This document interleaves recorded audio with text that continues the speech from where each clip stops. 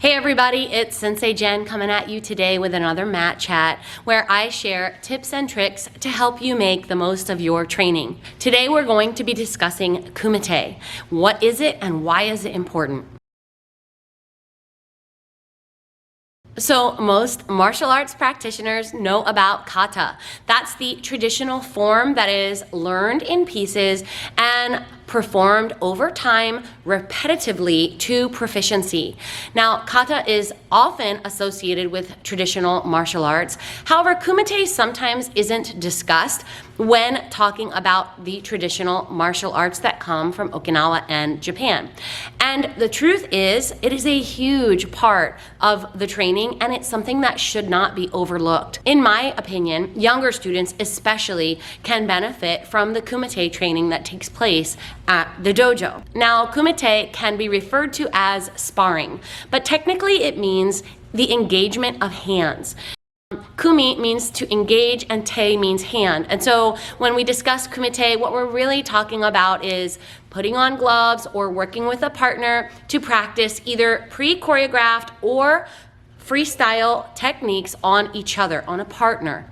In our dojo specifically, when we refer to kumite, we are talking about the latter. We're talking about working with a partner in a freestyle way so that you can develop things like critical thinking, strategy building, and the understanding of distance and timing. These are things that can be discussed in class. However, the best way to really maximize your understanding of these techniques and these concepts is by trial and error, especially when it comes to critical thinking and strategy. That's why kumite is so important. Although when presented in class, it's done as a sort of game of tag where the opponents will try to score points on each other by using proper karate techniques on target areas. This can be expounded out into many different areas of an actual fighting situation.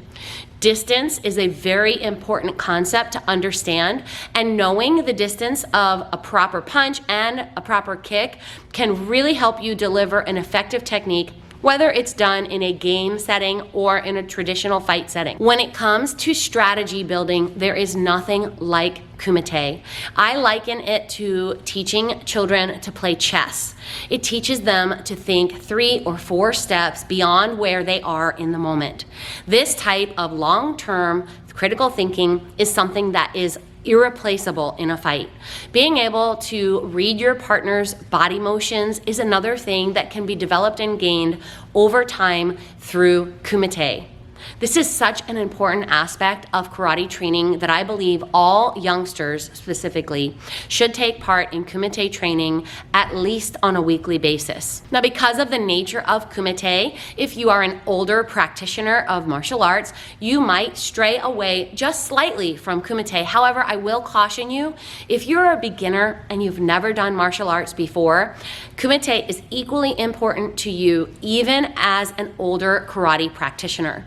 Again, the concepts that can be learned through kumite are irreplaceable, and although your sensei can discuss these concepts with you, there is no substitute for personal experience. And that's why doing kumite, even as an older practitioner, is a very important part of understanding proper distance, timing, and strategy building in a fight. Now, if you are an older practitioner who has been doing martial arts for quite some time, you may find that you lean more heavily into kata forms or even budo, which is the ancient martial way of learning weapons, instead of that kumite training.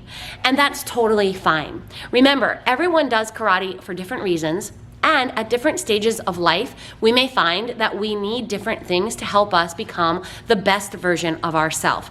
And that's really what karate is all about. It's self-improvement over time. Classes for kumite are offered to adults and children, so be sure and check with your sensei about how and when is the proper time for you to begin your kumite training. Thank you so much for joining me for today's mat chat. I hope I was able to share some good tips and tricks to help you make the most of your training. I'll see you on the mats. Until then, take care. Bye guys.